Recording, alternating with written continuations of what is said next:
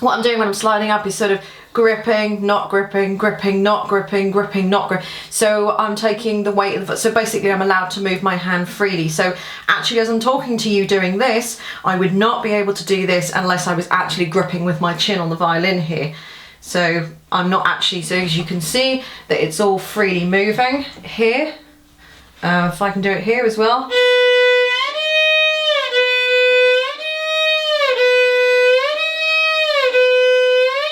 So what I see quite often when students do it is because they're not gripping here, they do it in like a part movement, which means you can't do it like that. So, and what they'll do is they'll keep all the grip here, try and move their first finger up whilst their thumb is still sitting in first position area, and then they get to their first finger, or they put their first finger where they need it to be, and then the thumb sort of slides up afterwards with it. Guys, you can't do that, which is why you need to have some form of grip going on at the shoulder. I think even if you've got a shoulder rest, you might have to do a little bit of that anyway. The shoulder rest is there. Well, the shoulder rest is a variety of things, but you'll find it a lot easier as well. You might find it a lot easier with the shoulder rest anyway.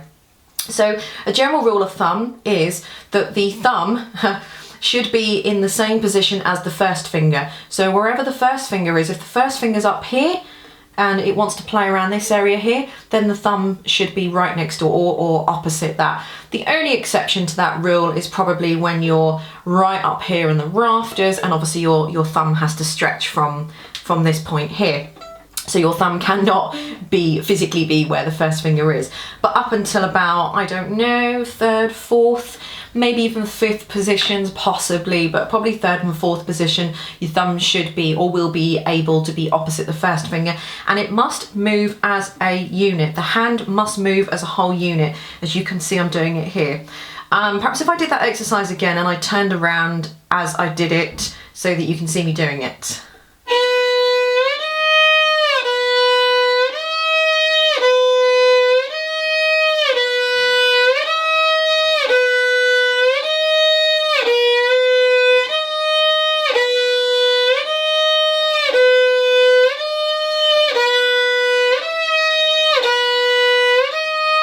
Again, sorry for the intonation there, I just realised I was off camera a little bit there.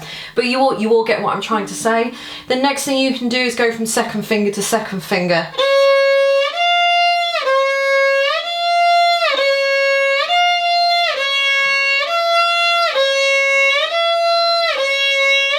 And then go from third finger to third finger.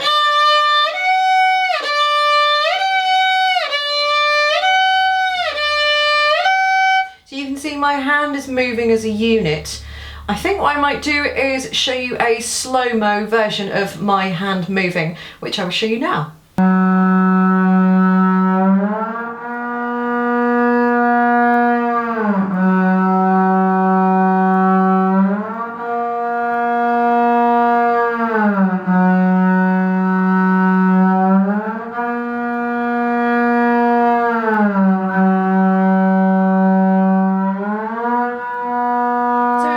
Pretty much all I need to mention about how to actually slide in position. Hopefully the slow-mo version there shows you exactly how I'm doing it in slow-mo really.